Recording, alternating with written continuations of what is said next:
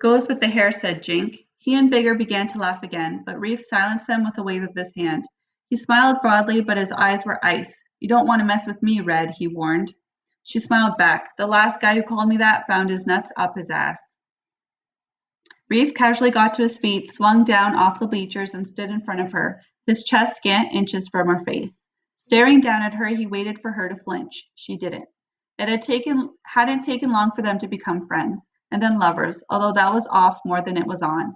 There were things about her that made him crazy, like that day on the soccer field standing up for Whitten. Couldn't she see what a jerk he was, like they all were? Apparently not.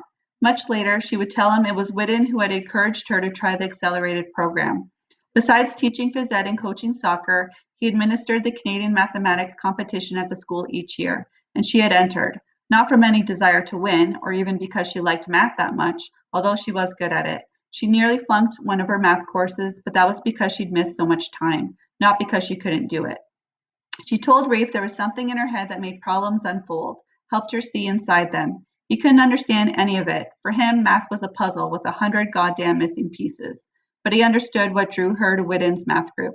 It was the opportunity to stay after school twice each week for the month prior to the competition. Scar was a loner who would never try out for a team, but extracurricular activity had its advantages.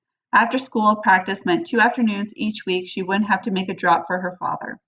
And she surprised everyone when she placed first in the school and third in the province. Certainly Glenn Whitten, who suddenly took a big interest in Scar. He told her it'd be a crime for her not to challenge the math mark that had kept her out of the accelerated program. In fact, he'd helped her do it. Reef knew the asshole just wanted to play the big hero and maybe cop a feel for his trouble, but Scar couldn't see it. There were so many things Scar couldn't see that were Windex clear for Reef. Like this shit about the accident. So what do you think is gonna happen? She asked him now. Bigger looked over at them. She'll be out of the hospital in no time, he offered. You wait and see. Scar frowned. No, about the sentence. What do you think the judge will decide? Reeves' face twisted. What's the worst she can do? Send me to Riverview? I've been to that correction center before. Put me on probation? I ain't finished my last one yet. Move me to another foster home? Like that ain't gonna happen anyways. I already heard the Barkers talking about it. They're just waiting until after the hearing to move me out. Jink took a final drag on a cigarette, then flicked the butt into the street. It danced in the wake of a passing car, throwing off a brief shower of sparks. No need to worry, Reef. Remember the time they got Zeus for bashing that guy with the baseball bat? Slap on the wrist.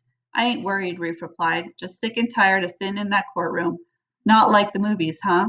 Bigger snorted. You got that right, man. How's that judge keep from nodding off? Scar frowned, opened her mouth as if to say something, but at that moment the door swung open and a court clerk beckoned Reef back inside. The recess was over.